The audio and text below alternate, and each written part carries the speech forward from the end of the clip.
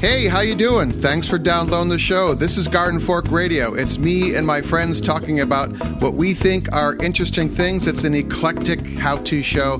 Today, we're going to talk with my friend Erin from the Impatient Gardener YouTube channel and super duper website about getting your garden ready for fall and winter and buying yourself or your significant other some cool garden tools. So welcome, Erin. Hey, Eric. How are you? I'm good. Have you had a hard frost yet up there? Yes, we've had several of those, but it's been more or less a really nice fall so far. Yeah, we've had frost, but not like rock hard frost. So like it's about 10:30 right now and I can go out and get those oak leaves off my lawn. Nice. So we were going to talk about getting ready for winter, and you're probably more organized than I am about that kind of thing. So what are you doing around the magnificent garden? You know, first of all, I'm just going to say, because we've had this nice weather, I'm feeling really good about where I'm at this year in terms of winter preparedness. You know, sometimes I end up with this situation where you just work, and then you get either like a ton of snow or you can't get out there, and it's like, okay, well, I guess that's done now. So I'm actually feeling pretty good about it. So, you know, the first thing that you got to deal with, obviously, is leaves.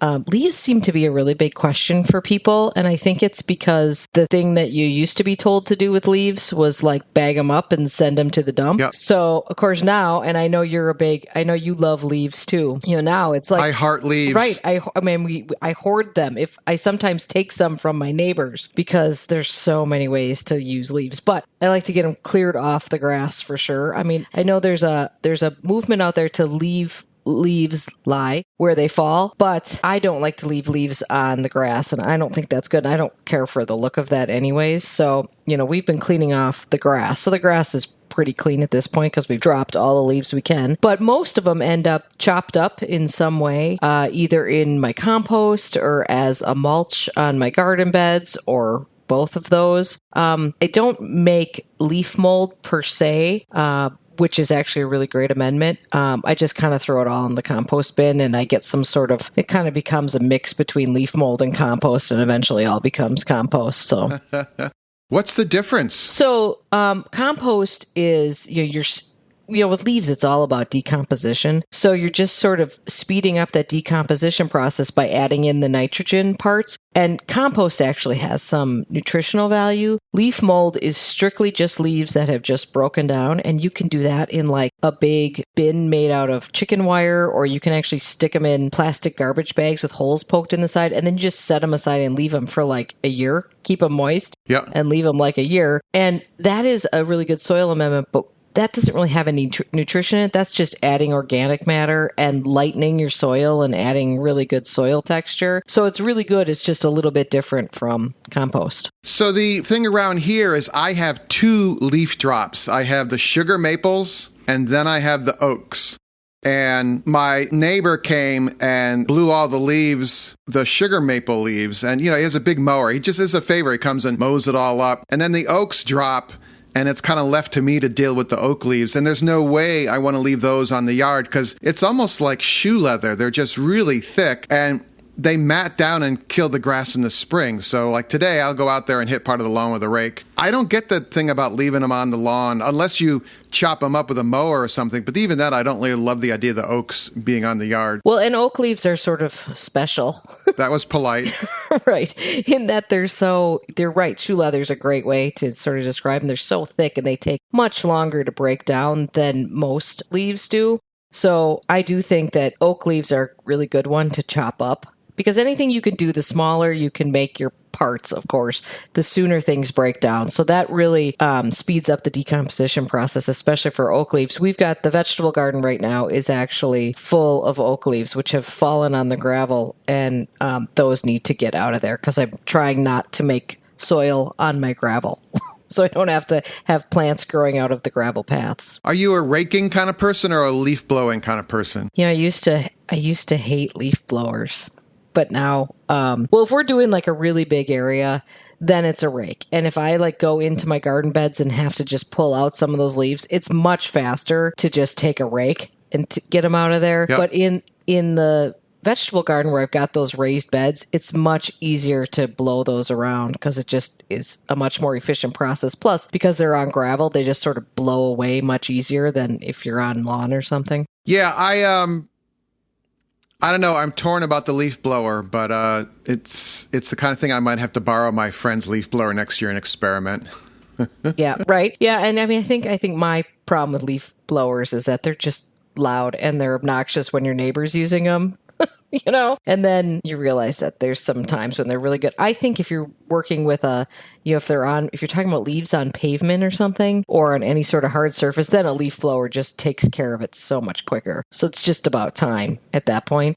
I also don't mind raking. If it's a nice day, I don't really mind that activity. I think it's kind of autumnal and nice. You can listen to a GardenFork radio podcast while you rake your leaves. You bet you can. So let's go on a tangent here. It's not really prepping for fall, but it's planting, actually. Have you planted any garlic? Yes, I did. In fact, I planted a ton of garlic this year, more than I have before, because in my analysis of my vegetable garden, which is something I mentally do every year at the end of the year, in terms of what did we actually eat, what did we actually enjoy, and what is worthy of space in my garden, garlic came at the top of that list in terms of things I'm obviously still eating last year's garlic, but it's so great because it tastes so much better than what you buy in the store, and it's so cheap to grow, and I can keep that all winter. So I mean, we're feeding ourselves all the garlic we could ever want, and I share it too. So I actually expanded to a full 4x8 bed this year instead of the past couple of years. I've just done half of a 4x8 bed.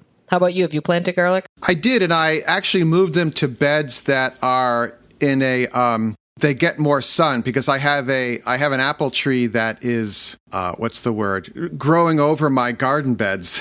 So I got to trim that puppy back again. But they really do need sunlight. So I moved them to the beds that get more sunlight. My next challenge is to get more nitrogen in that soil. Mm-hmm.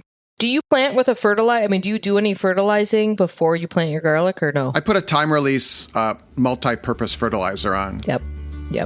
So we're going to take a quick break here, and we're going to come back and talk about more fall garden prep, all right?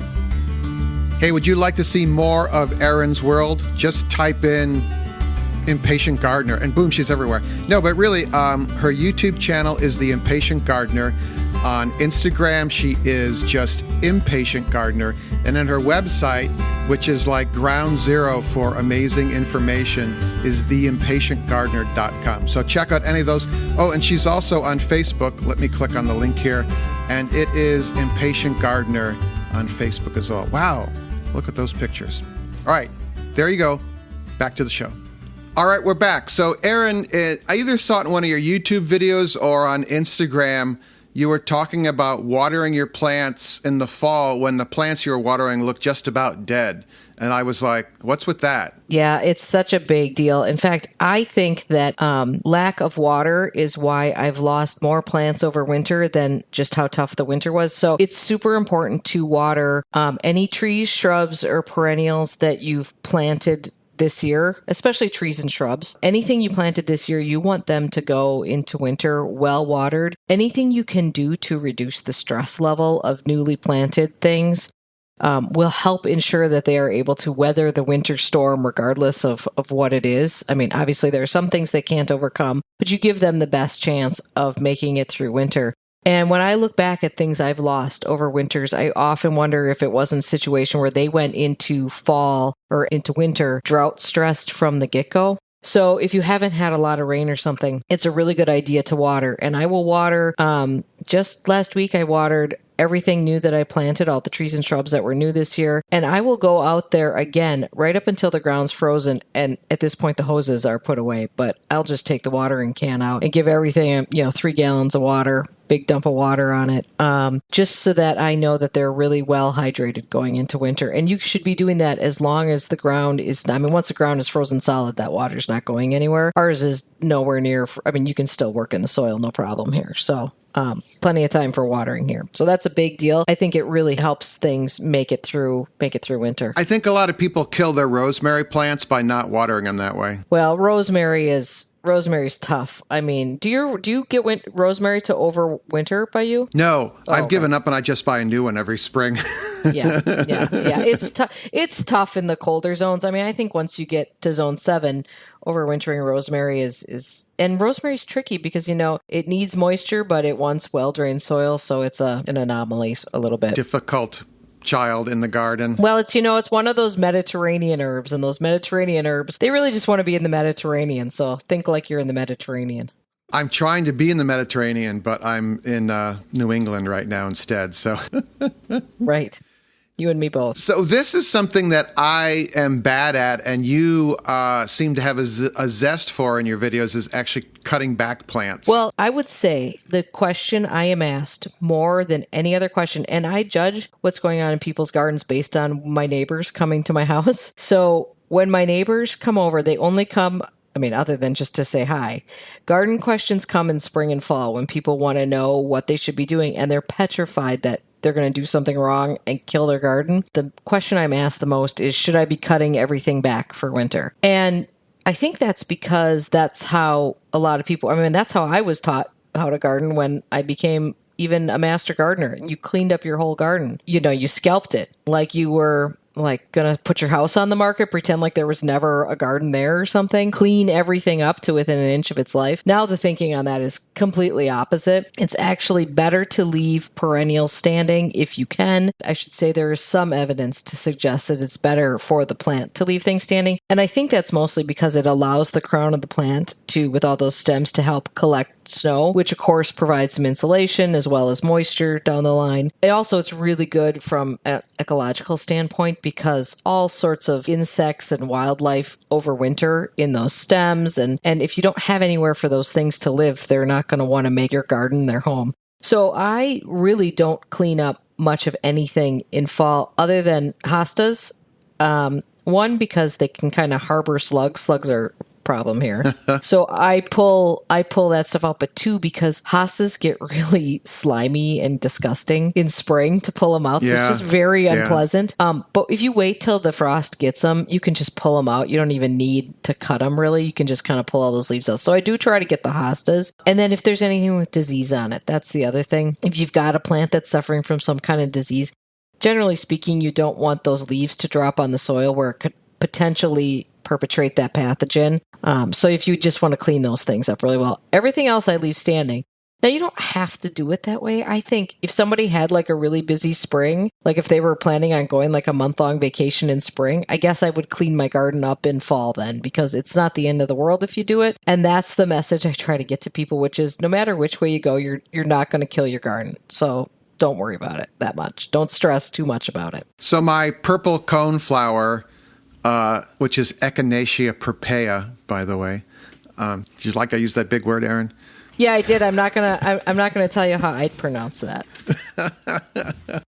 So they have kind of a spiny flower head that goes brown, and if you look closely, there are these little brown seeds in there, which can reseed if you want. But I also know that the chickadees and little sparrows and finches will eat that.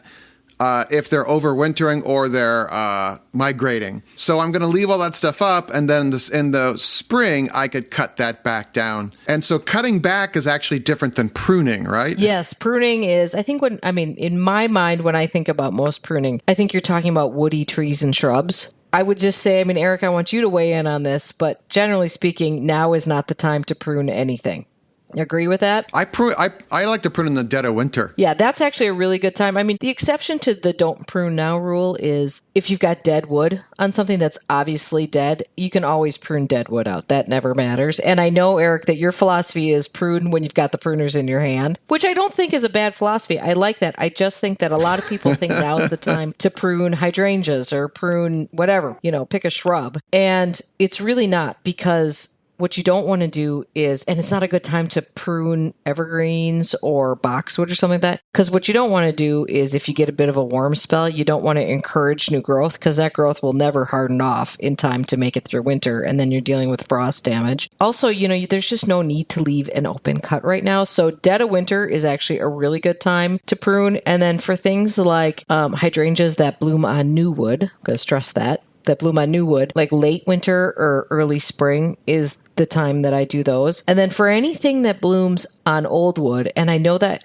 topic gets people confused. So old wood means it's setting the flowers on the growth it had last year, and new wood means it's blooming on growth it put on this year. So anything that blooms on old wood, which would be hydrangea macrophylla, those are the ones that turn pink or blue, weigela, lilacs, things like that. Those all bloom on old wood. So if you prune those now, or you prune those in winter, or you prune those in spring, you will be cutting off your flowers. So the only time it's appropriate to prune those is right after they're done blooming. And any other time you're sacrificing next year's flowers, which sometimes you have to do if you have to control the size. But I have a question about lilacs. Yeah. Lilacs kind of naturalize here, but they're getting real spindly and tall, and so we can't really enjoy the flowers because they're so high up. So could I do a radical pruning, like the 3-inch or 2-inch thick stems, trunks? Could I cut them off at the base, or is that a bad thing? No, it's actually a great thing. But what I would suggest, if you can tolerate it, I think the better thing to do is to plan your pruning over like 3 years. So take out a third of the stems all the way to the ground this year. Take out a third of the stems all the way to the ground the following year. And then if you need more, take out a third of the stems the year after that. And that way you're not cutting away too much of the plant, because that can stress the plant to take away too much of the top growth. So it's a bit of a longer process once they get that big. It's a bit of a longer process to do that. But I think that's the way to do what they call rejuvenation pruning on lilacs. Yeah, because they're beautiful, but they're just like too big. So all right, so I can take out a third, and I think I could remember that. Yeah, and take it right back down to the ground. And you'll get new shoots. Yep. Cool. All right, so quick break here, and then when we come back, Erin and I are going to talk about favorite garden tools for gift giving or giving to yourself. We'll be right back.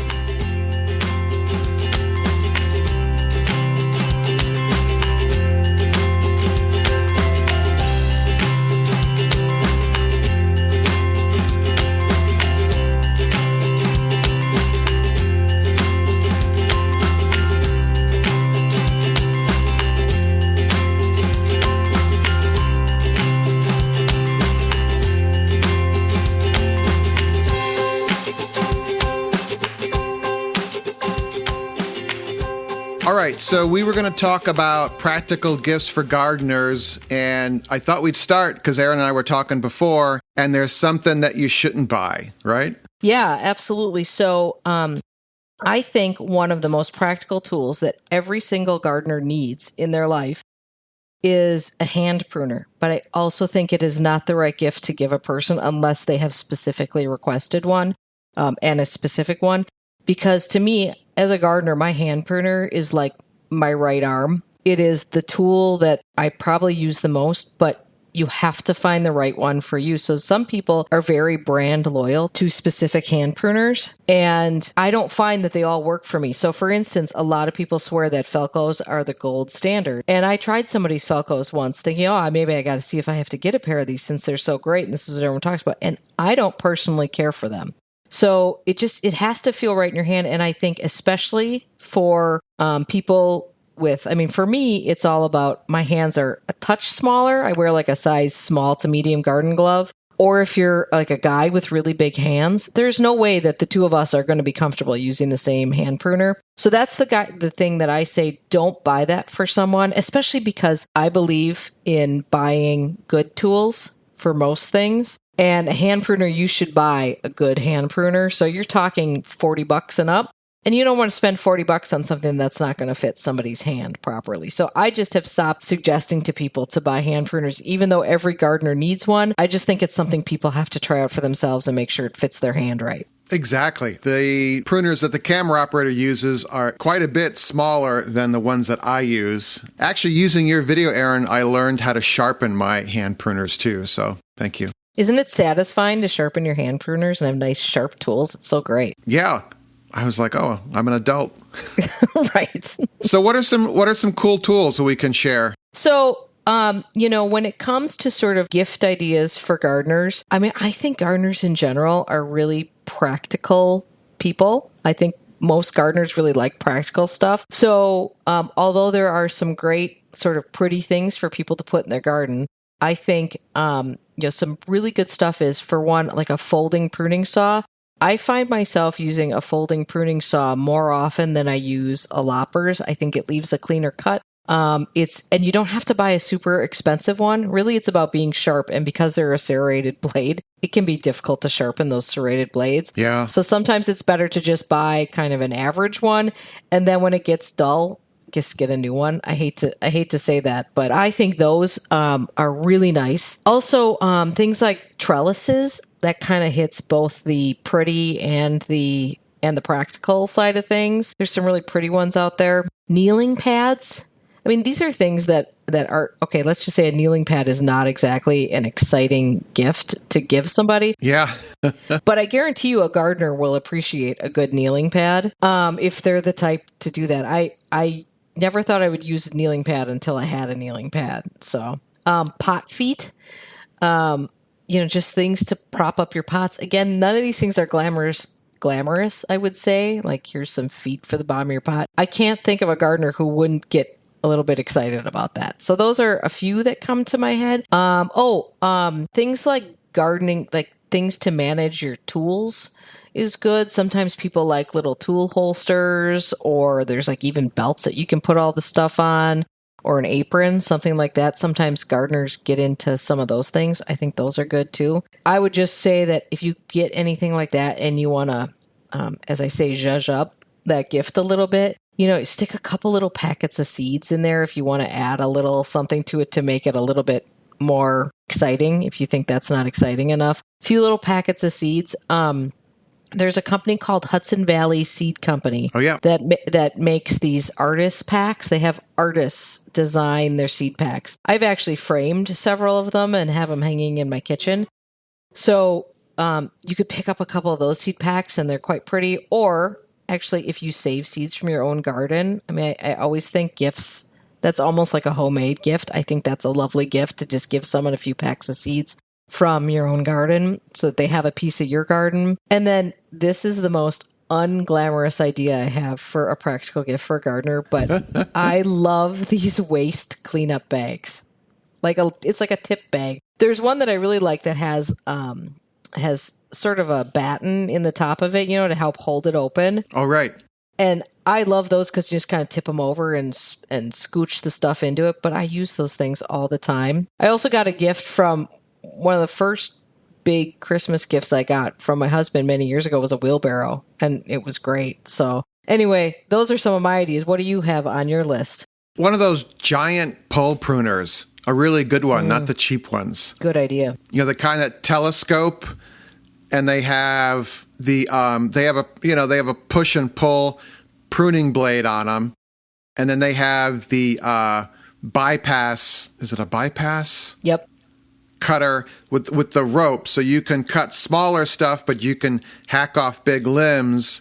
And it's also like a really nice fiberglass poles that telescope. With that, you can stay on the ground. And I think a lot of people might be reluctant to buy that for themselves, but it's a big dollar item. I think those are probably over $100.